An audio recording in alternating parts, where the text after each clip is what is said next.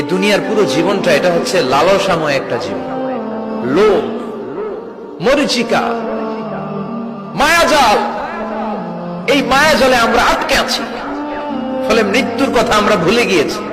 পাগলের মতো ছুটছি, আরো টাকা লাগবে, আরো খ্যাতি লাগবে, আরো যশ লাগবে, আরো দাপট লাগবে। আমার এত টাকা দিয়ে কি হবে, এত সম্পদ দিয়ে কি হবে, এত ব্যস্ততা দিয়ে কি হবে? তোমার স্টপ, থামুন, অনেক হয়েছে। আম্মা থামুন, take a rest, take a breath and think about death. Think that you have to go back to your Lord. একটু বসেন না, একটু ভাবেন যে আমাকে চলে যেতে হবে, চলে যেতে হবে। এই কোলাহল, এই ব্যস্ততা, এগুলো থাকবে, থাকবো না আমি।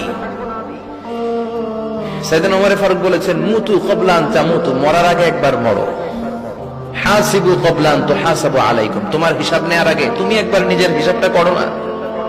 কাগজ বের করে একটু লিখো না কি কি ভালো কাজ করছিলা, যেগুলো দিয়ে নাজাতের ওসিলা হতে পারে।